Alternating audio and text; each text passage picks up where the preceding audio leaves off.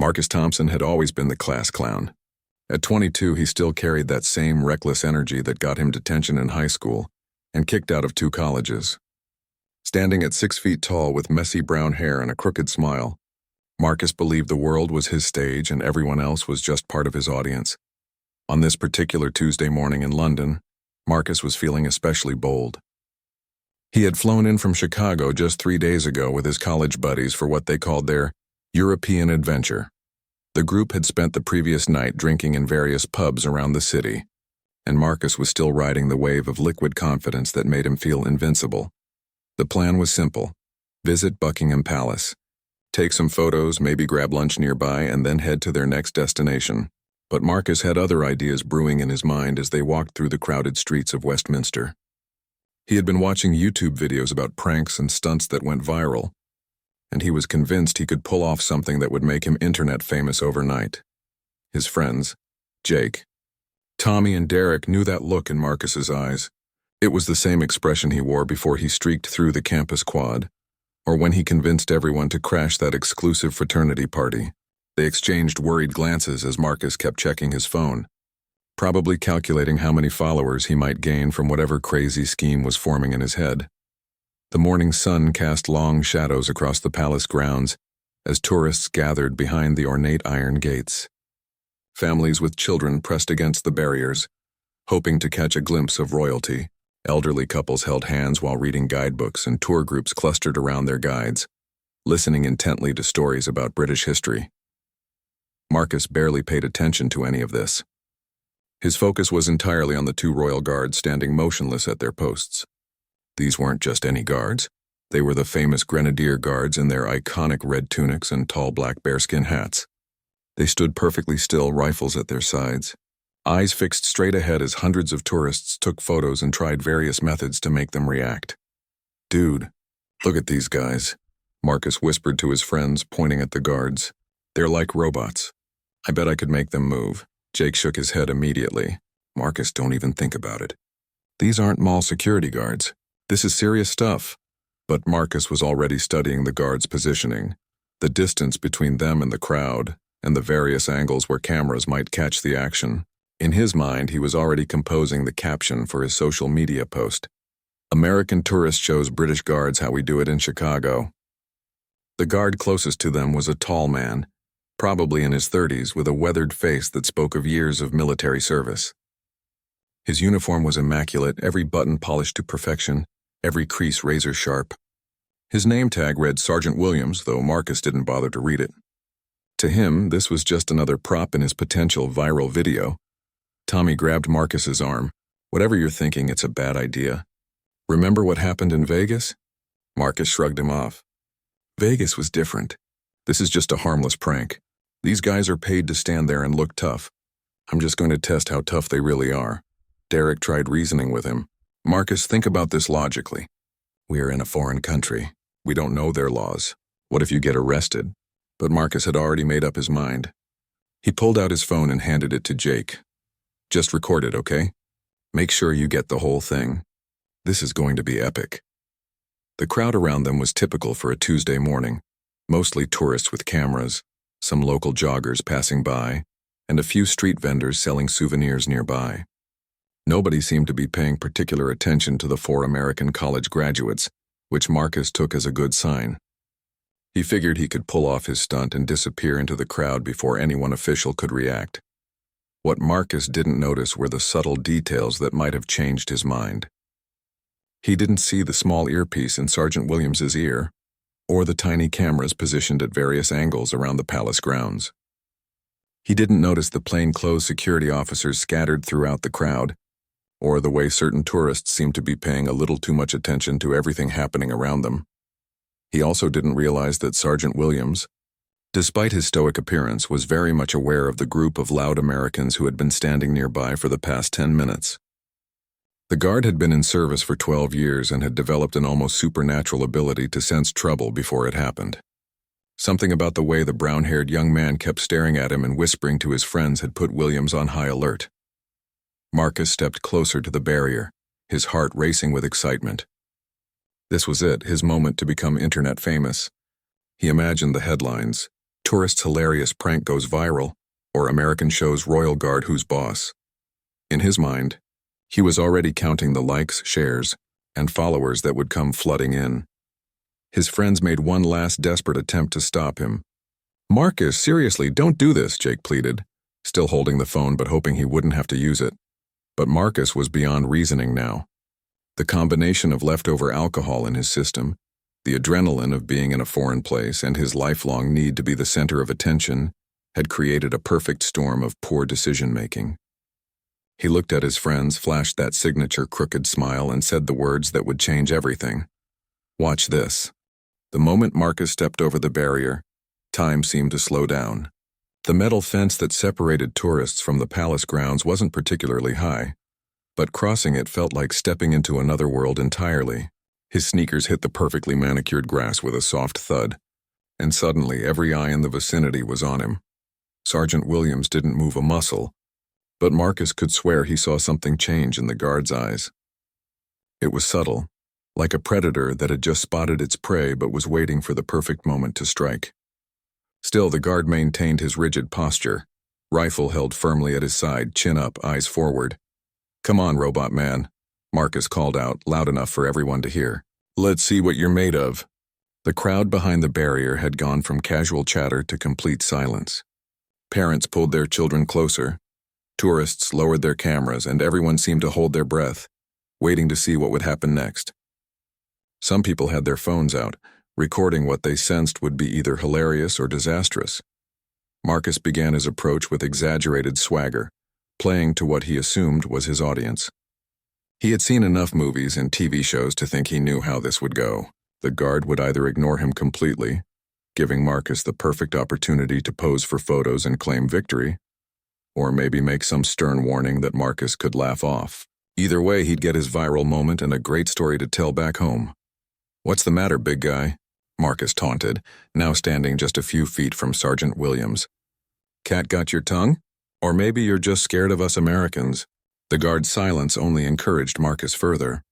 In his mind, this was proof that his plan was working. He imagined his friends back home watching this video, laughing at how he had outsmarted the famous British royal guards. He pictured himself being interviewed on talk shows, maybe even getting sponsorship deals from the attention. But what Marcus failed to understand was that Sergeant Williams' stillness wasn't weakness. It was discipline. The guard had been trained to handle situations exactly like this one. He knew that reacting too quickly or emotionally would only escalate the situation unnecessarily. Every fiber of his being wanted to respond to this disrespectful tourist, but his training kept him focused and controlled. The other tourists were growing increasingly uncomfortable. An elderly British gentleman started moving his wife away from the area, muttering something about foolish Americans. A group of teenagers with their phones out were giggling nervously, unsure whether to keep recording or delete the evidence. A mother with 2 small children had already turned and started walking quickly in the opposite direction. Marcus, feeding off what he interpreted as anticipation from the crowd, decided to take things up a notch. He began circling the guard like a boxer sizing up his opponent, making exaggerated gestures and comments. "Look at this guy, everyone," Marcus announced to the crowd. "Standing there like a statue. I bet he can't even blink without permission from the Queen." Jake, Tommy, and Derek watched in horror from behind the barrier. They had known Marcus long enough to recognize when he was about to do something truly stupid, and every instinct told them this was one of those moments. But they also knew that trying to stop him now would only make him more determined to prove his point. "Marcus, get back here," Derek called out, but his voice was lost in the growing murmur of the crowd. That's when Marcus made his fatal mistake. Emboldened by what he saw as the guard's weakness and his own perceived cleverness, he decided to go for the moment that would guarantee viral fame. Without warning, he pulled his leg back and delivered what he thought was a playful kick to Sergeant Williams's shin. The kick wasn't hard enough to cause real injury, but it was deliberate and unmistakably disrespectful. Marcus immediately jumped back with his hands up, laughing loudly as if he had just pulled off the greatest prank in history. "Did you see that, everybody?" Marcus shouted, turning to face the crowd with his arms raised like a champion. The mighty royal guard didn't even flinch. "These guys really are robots." For a split second, Marcus felt like he was on top of the world. The adrenaline coursed through his veins, and he was absolutely certain that he had just created the viral moment that would change his life forever. He could already picture the notifications flooding his phone, the friend requests pouring in, and the interviews with major news outlets. But as he stood there basking in his imagined glory, Marcus failed to notice several crucial things happening around him. First, Sergeant Williams had subtly touched something on his belt, a small communication device that had just sent a silent alert to every security officer in the area. Second, the plainclothes officers who had been casually scattered throughout the crowd were now moving with purpose toward his position. Third, the tourists who had been watching with amusement were now backing away with expressions of genuine concern and fear. Most importantly, Marcus didn't see the change that had come over Sergeant Williams himself. The guard's face, which had maintained professional neutrality throughout the entire encounter, now showed something that made several nearby tourists instinctively step backward. It wasn't anger exactly, but rather the cold, calculated expression of someone who had just decided that the time for patience had officially ended. The laughter died in Marcus's throat as he finally noticed the silence that had fallen over the entire area. Even the street vendors had stopped calling out their wares. The only sounds were distant traffic and the soft footsteps of people moving away from the scene. Marcus looked around and realized that his friends were no longer cheering him on. Instead, Jake was shaking his head in disbelief. Tommy had his face in his hands, and Derek was already pulling out his phone, not to record the fun, but to call someone who might be able to help. "What's wrong with everyone?" Marcus called out, but his voice cracked slightly. For the first time since stepping over that barrier, a tiny seed of doubt began to grow in his mind. That's when he heard it, the sound that would haunt his dreams for years to come. It was the soft, measured voice of Sergeant Williams, speaking for the first time since Marcus had approached him. "Sir," the guard said quietly, his eyes still fixed straight ahead, "you have made a very serious mistake." The words hit Marcus like a physical blow. Sergeant Williams's voice was calm, controlled, and somehow more terrifying than any shout or threat could have been. It was the voice of someone who held all the cards and knew exactly how to play them. Marcus tried to maintain his confident facade, but something in the guard's tone made his stomach drop. "Hey, come on, man," he said, forcing a laugh that sounded hollow even to his own ears. "It was just a joke. No harm done, right?" But Sergeant Williams wasn't looking at Marcus anymore. Instead, he made a subtle gesture with his left hand, and suddenly Marcus became aware of movement all around him. What he had assumed were random tourists were now revealing themselves to be anything but random. Men and women in civilian clothes were approaching from multiple directions, their casual demeanor replaced by professional alertness. "Oh, come on," Marcus said, his voice rising with the first hints of panic. "This is ridiculous. I barely touched you." That's when the first officer reached him. She was a woman in her 30s wearing jeans and a tourist-style jacket, but everything about her bearing screamed law enforcement. Her ID appeared in her hand so quickly Marcus barely saw where it came from. "Armed police," she said simply. "Sir, I need you to place your hands behind your back immediately." The world tilted sideways for Marcus. Armed police? This was supposed to be a harmless prank, not a situation involving armed officers. He looked around desperately, hoping to see his friends rushing to his aid, but they were still stuck behind the barrier, looking as shocked as he felt. Wait, Marcus babbled, his hands shaking as he raised them. "This is crazy. I'm an American citizen. I'm just a tourist. This was just a joke." But the officer wasn't interested in his explanations. 2 more plainclothes officers had joined her, and Marcus found himself surrounded by people who looked like they could handle much more serious threats than a foolish college graduate with poor judgment. "Sir, you have physically assaulted a member of Her Majesty's Guard while trespassing on Crown property," the female officer continued in the same calm, professional tone. "You are under arrest." The handcuffs clicked into place with a sound that seemed to echo across the entire courtyard. Marcus had seen this in movies and TV shows countless times, but experiencing it in real life was completely different. The metal was cold against his wrists, and the reality of his situation began to sink in with horrifying clarity. The crowd of tourists that had gathered to watch his prank was now backing away even further. Some were taking photos and videos, but not the kind Marcus had imagined. These weren't clips of a funny American showing up the British Guards. These were documentation of a serious arrest taking place at one of the most famous locations in London. Jake, Marcus called out desperately to his friends. "Jake, call someone. Call the embassy or something." But Jake, Tommy, and Derek were in shock. None of them had expected things to escalate this far this fast. They had assumed that at worst Marcus might get a stern warning or be asked to leave. The sight of their friend in handcuffs, surrounded by armed police officers, was beyond anything they had prepared for. Sergeant Williams finally moved from his post, stepping closer to Marcus with the same measured precision he showed in everything else. Up close, Marcus could see details he had missed before. The years of experience etched in the lines around the guard's eyes. The military bearing that spoke of countless hours of training and, most intimidatingly, the complete lack of anger or emotion in his expression. "You kicked a royal guard," Williams said quietly, his voice carrying clearly despite speaking barely above a whisper. "Did you think there would be no consequences?" Marcus wanted to argue, to explain that it wasn't meant to be serious, that he was just having fun, that he didn't know it would be such a big deal. But looking into the guard's eyes, he realized how utterly foolish all of those excuses sounded. This wasn't some college campus where pranks were laughed off and forgotten. This was one of the most secure locations in one of the world's oldest monarchies. And he had just assaulted a member of the royal guard in front of dozens of witnesses. The female officer was speaking into a radio, using codes and terminology Marcus didn't understand. He caught fragments, something about Code 4 situation resolved and transport requested, but the full meaning was lost on him. All he knew was that things were moving very quickly in a direction he definitely didn't want them to go. "Please," Marcus said, his voice now genuinely desperate. "I'm really sorry. I didn't mean any harm. I'm just a tourist. Can't we just forget this happened?" The officer looked at him with what might have been pity. "Sir, you assaulted a member of the Queen's Guard while trespassing on Crown property. This isn't something that can be forgotten or overlooked." Marcus felt his knees go weak. The weight of what he had done was finally hitting him with full force. This wasn't going to be a funny story to tell at parties back home. This was going to be a criminal record, possible jail time, and international embarrassment.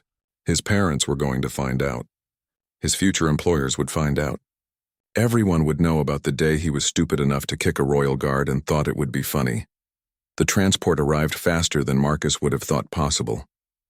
It wasn't a regular police car, but rather a specialized vehicle designed for situations exactly like this. As the officers prepared to escort him toward it, Marcus took one last look around at the scene he had created. The tourists were still staring, but now their expressions ranged from disgust to pity to simple disbelief. His friends were frantically making phone calls, probably trying to figure out who they could contact for help. Sergeant Williams had returned to his post and resumed his professional stance, but Marcus could swear he saw the slightest hint of satisfaction in the guard's eyes. As they walked him toward the vehicle, Marcus's mind raced through all the decisions that had led him to this moment. Getting drunk the night before, watching those stupid prank videos, deciding to show off for his friends, thinking he could embarrass a royal guard without consequences. Each choice seemed more foolish than the last. "How long am I going to be in jail?" he asked the officer, his voice barely audible. She glanced at him as they reached the vehicle. "That depends on a lot of factors, sir, but assaulting a royal guard is taken very seriously here." As Marcus was placed in the back of the transport, he caught sight of his reflection in the window. The confident, cocky young man who had kicked the guard just minutes earlier was gone. In his place was someone who looked scared, confused, and very much like he was beginning to understand just how badly he had messed up.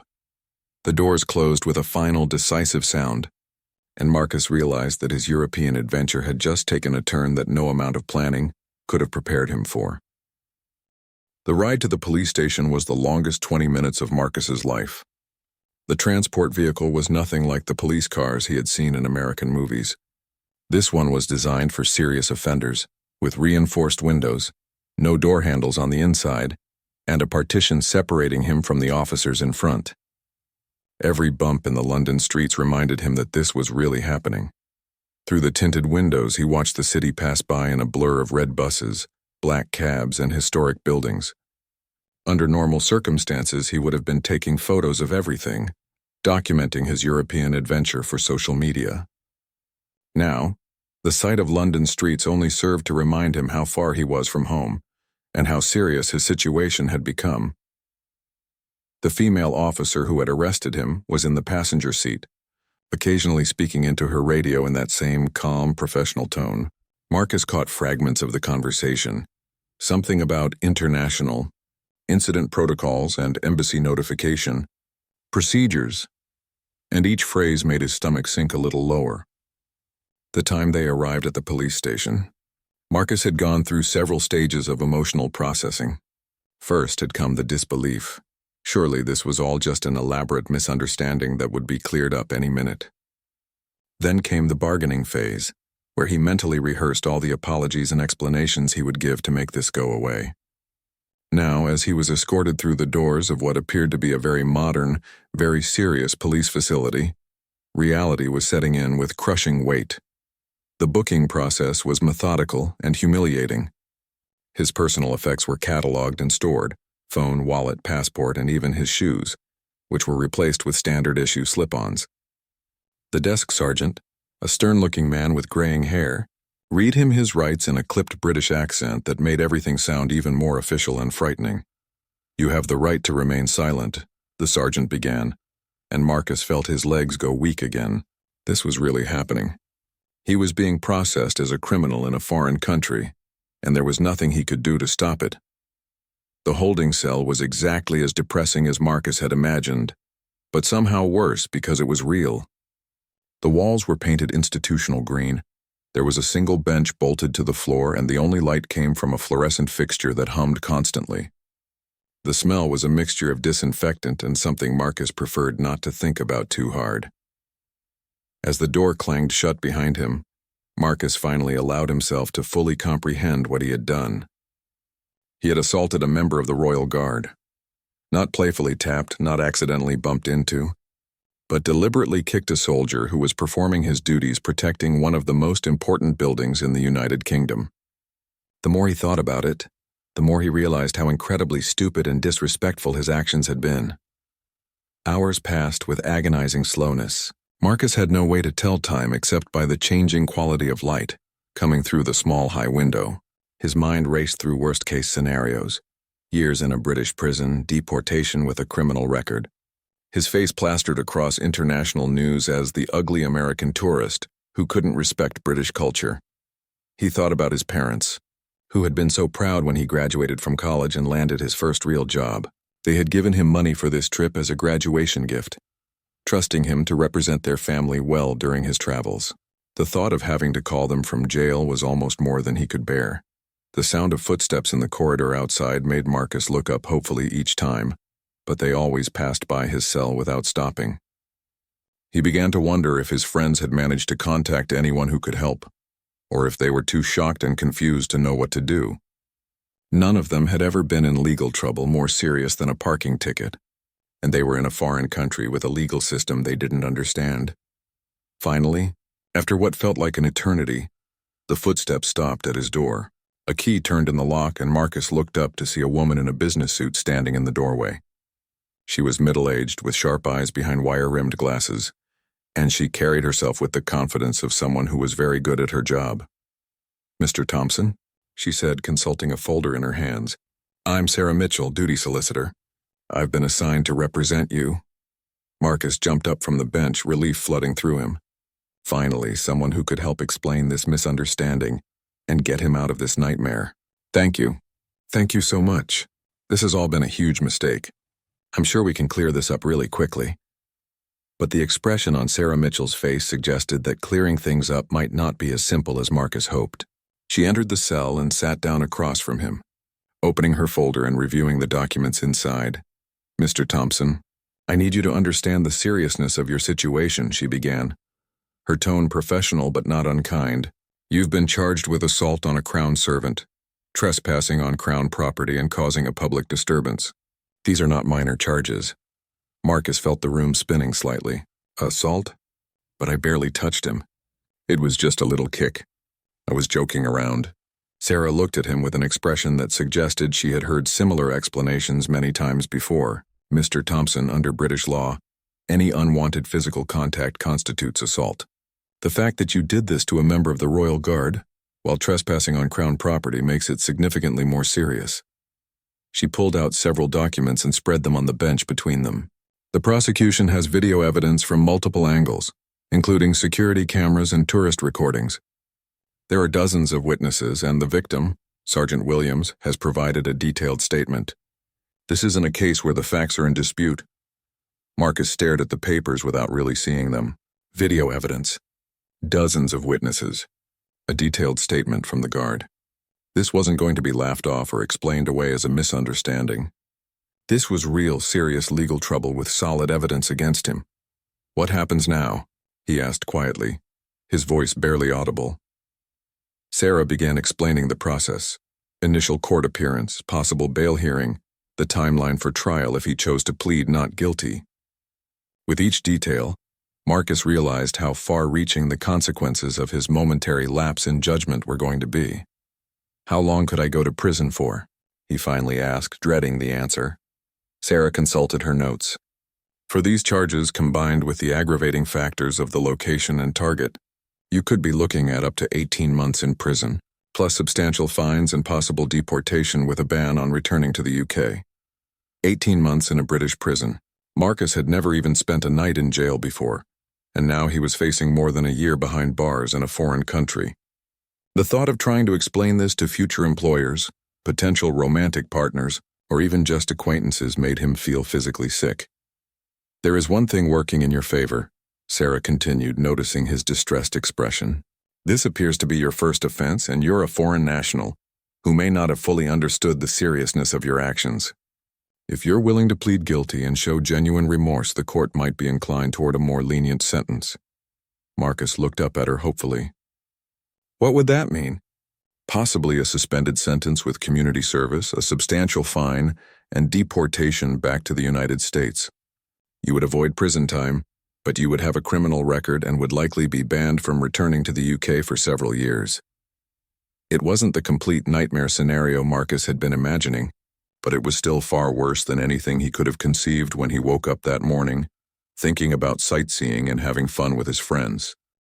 The next morning brought Marcus's first appearance in Westminster Magistrates' Court, and nothing could have prepared him for the gravity of the experience. The courthouse was an imposing building with high ceilings, dark wood paneling, and an atmosphere of centuries of British legal tradition that made Marcus feel even smaller and more out of place than he already did, dressed in the same clothes he had been wearing during his arrest, now wrinkled and carrying the smell of the holding cell. Marcus stood before Magistrate Eleanor Whitman, a severe-looking woman in her 60s whose piercing gaze seemed to see right through his nervous fidgeting to the poor judgment that had landed him there.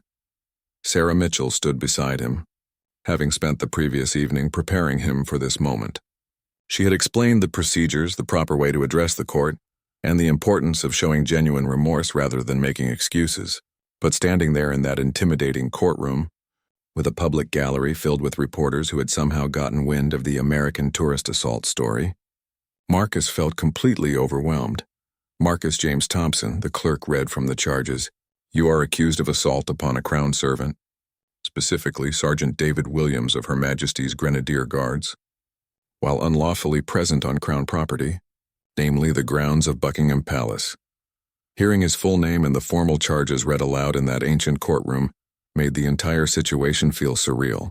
This was the kind of thing that happened to other people, to criminals and troublemakers, not to college graduates from suburban Chicago who had simply made one spectacularly bad decision.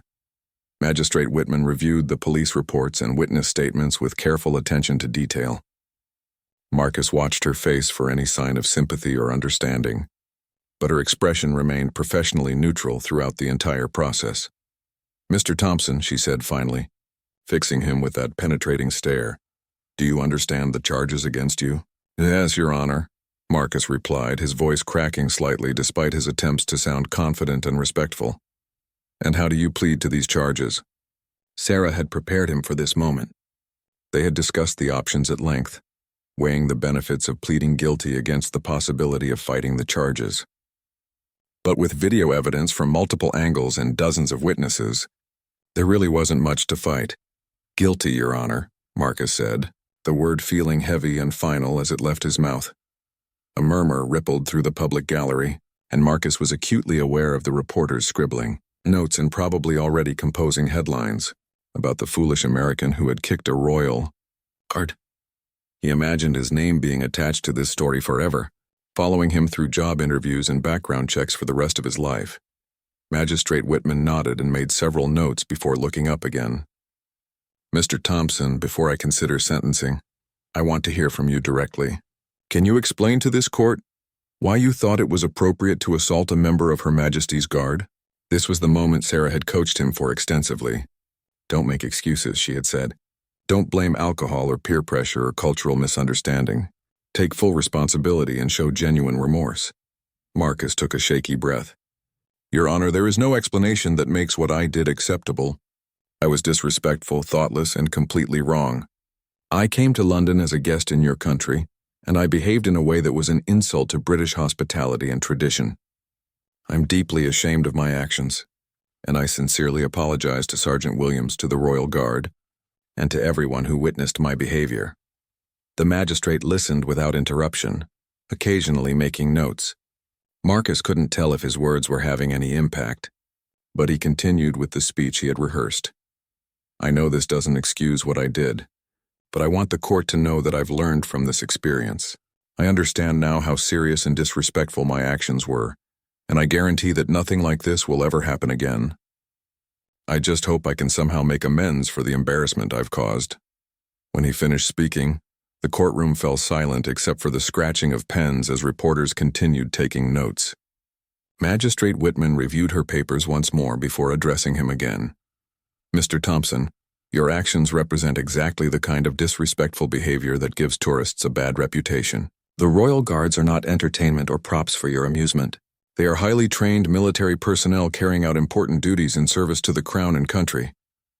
Marcus nodded, feeling heat rise in his cheeks as the full weight of her words sank in. He had treated Sergeant Williams like a tourist attraction rather than a human being with an important job to do. "However," the magistrate continued, "I note that this is your first offense, that you have pleaded guilty and shown what appears to be genuine remorse, and that you are a foreign national who may not have fully appreciated the seriousness of your actions before committing them." Marcus held his breath, hoping that these factors might work in his favor. "Therefore, I sentence you to 4 months imprisonment, suspended for 2 years, conditional upon your immediate departure from the United Kingdom, and a ban on re-entry for 5 years. You will also pay a fine of £3,000 and perform 100 hours of community service in your home country, to be verified by this court." Relief flooded through Marcus so powerfully that his knees nearly buckled. No prison time. He would be going home, albeit in disgrace and significantly poorer than when he had arrived. But he would be going home. "Furthermore," Magistrate Whitman continued, "I am ordering that you write a formal letter of apology to Sergeant Williams and to the commanding officer of the Grenadier Guards. This letter will become part of the permanent court record." "Thank you, Your Honor," Marcus managed to say, his voice thick with emotion. "I won't let you down." As the court session concluded and he was processed for release, Marcus felt a mixture of relief, shame, and profound gratitude that things hadn't turned out worse. The fine would wipe out most of his savings, and the community service would take months to complete, but he was free to return home and try to rebuild his life. His friends were waiting outside the courthouse looking exhausted and worried. They had spent the entire previous day trying to contact the American embassy, calling his parents, and figuring out how to help their friend who had suddenly found himself in serious legal trouble in a foreign country. "Dude, are you okay?" Jake asked, embracing him as they walked down the courthouse steps. "I'm going to be," Marcus replied, though he knew it would be a long time before he truly felt okay about what he had done and its consequences. The reporters were waiting too, and Marcus found himself facing a barrage of questions and camera flashes as they tried to leave. "Mr. Thompson, how do you feel about your sentence? Do you have a message for other American tourists? What would you say to Sergeant Williams if you could speak to him now?" Marcus paused at the last question, remembering Sarah's advice about taking responsibility publicly. He turned to face the cameras, knowing that whatever he said would likely be broadcast internationally. "I would tell Sergeant Williams that I am deeply sorry for disrespecting him and his service," Marcus said, his voice steady despite the overwhelming situation.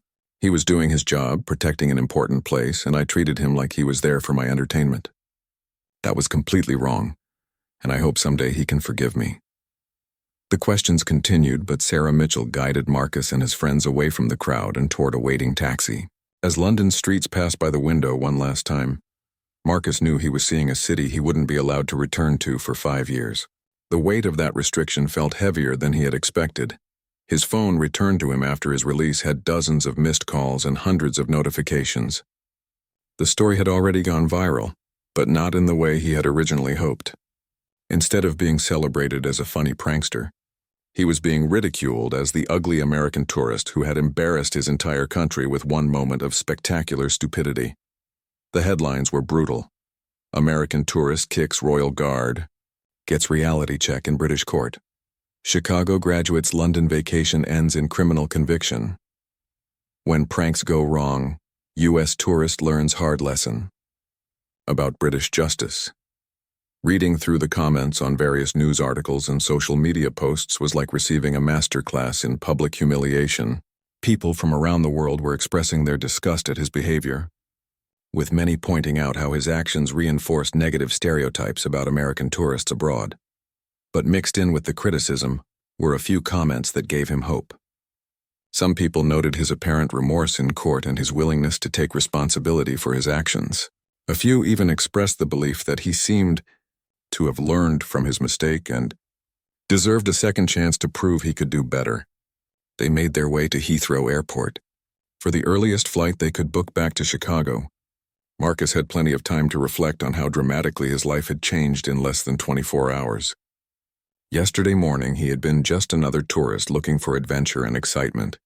Now he was a convicted criminal heading home in disgrace, facing months of community service and years of explaining. 6 months later, Marcus stood in the community garden on Chicago's South Side, wiping sweat from his forehead as he finished planting the last row of vegetables for the spring season. His hands were dirty, his back ached, and he had never felt better about a day's work in his entire life. The community service requirement that had initially seemed like just another punishment to endure had unexpectedly become one of the most meaningful experiences of his life. Working with inner-city youth to create and maintain community gardens had taught him more about respect, responsibility, and making a positive impact than any lecture or punishment could have. "Marcus, can you help us with the irrigation system?"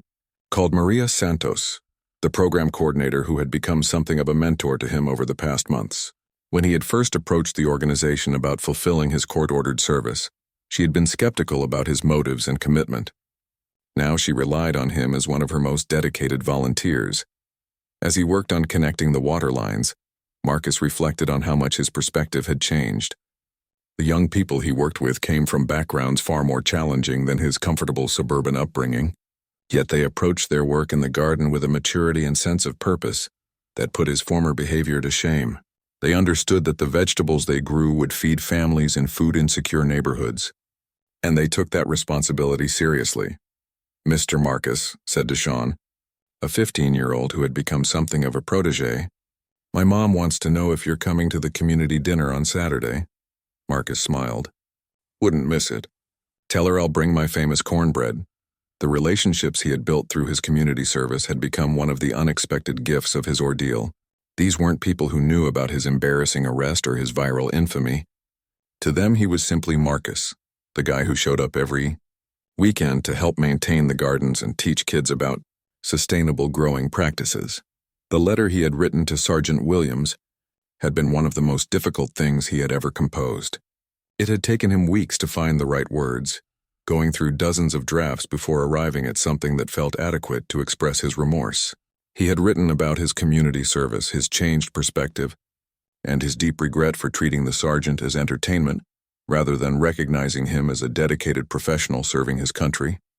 To his surprise, Sergeant Williams had written back. The letter had been brief but gracious, acknowledging Marcus's apology and expressing appreciation for his efforts to make amends through community service. The guard had even mentioned that he hoped Marcus's experience would serve as a learning opportunity for other tourists about the importance of showing respect when visiting other countries. The professional consequences of Marcus's actions had been significant but not catastrophic. His employer had been understanding, partly because Marcus had been proactive about informing them of the situation before they learned about it through news coverage. He had been placed on probation, and required to attend professional development, courses about cultural sensitivity and appropriate behavior in international business. Context: the social media aftermath had been brutal for several weeks. The video of his arrest had been viewed millions of times, spawning countless memes and making him a temporary symbol of American tourist behavior abroad. But internet attention spans are short, and eventually the story faded from public consciousness as new viral incidents captured people's attention.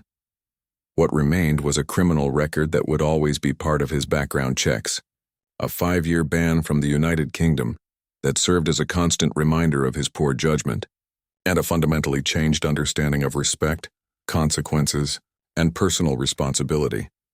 Marcus had started speaking at local colleges and community groups about his experience, not to make excuses or seek sympathy, but to help others understand how quickly poor decisions can have life-altering consequences.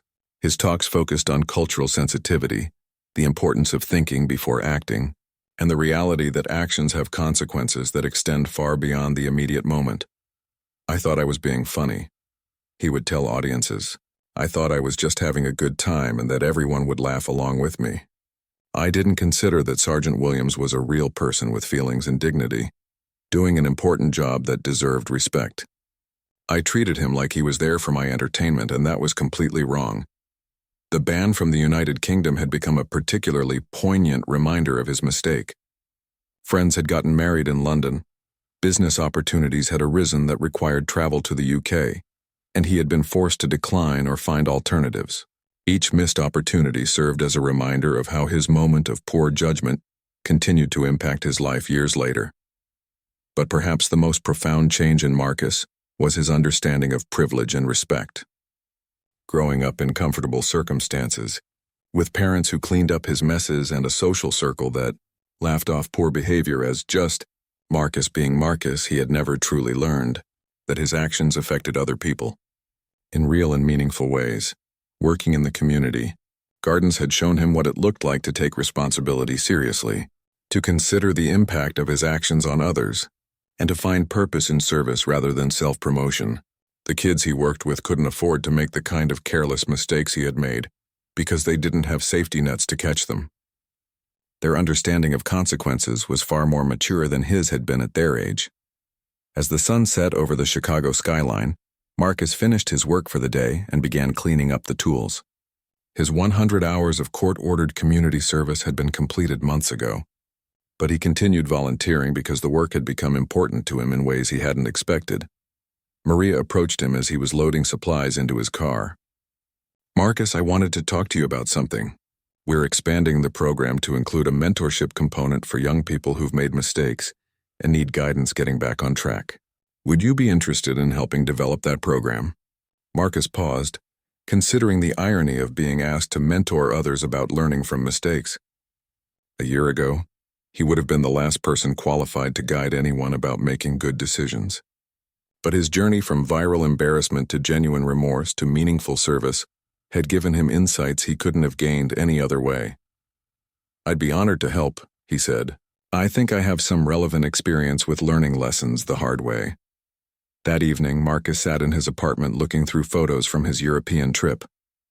Most of them were from before his arrest, happy pictures of him and his friends exploring London, visiting museums, and experiencing a different culture. The contrast between his carefree smile in those photos and the person he had become was striking. He kept one photo on his desk as a reminder. It was taken on his first morning in London, showing him standing in front of Big Ben with an enormous grin, full of excitement about the adventures ahead. Looking at that photo now, he could see the entitled confidence that had led to his downfall, the assumption that the world existed for his entertainment and that consequences were for other people. Next to that photo, he kept a picture from the community garden, showing him working alongside Deshaun and the other kids to harvest vegetables for the local food bank. In this more recent photo, his smile was different, quieter, more genuine, and reflecting a sense of purpose he had never experienced during his party years. Marcus understood now that his story would always be part of him. He would always be the guy who kicked a royal guard and learned a hard lesson about respect and consequences. But he had also become something else, someone who had taken responsibility for his mistakes made genuine amends, and found a way to use his experience to help others avoid similar errors in judgment. As he prepared for bed that night, Marcus thought about Sergeant Williams, still standing guard at Buckingham Palace, still performing his duties with dignity and professionalism. He hoped that someday, when his 5-year ban expired and he was allowed to return to the United Kingdom, he might have the chance to visit that guard post again, not as a tourist looking for entertainment, but as someone who finally understood the importance of showing respect for others and the serious consequences that follow when you fail to do so. The young man who had thought kicking a royal guard would make him internet famous was gone. In his place was someone who had learned that true respect is earned through service to others, that real maturity comes from accepting responsibility for your mistakes, and that the most meaningful changes in life often come from the experiences you never would have chosen for yourself.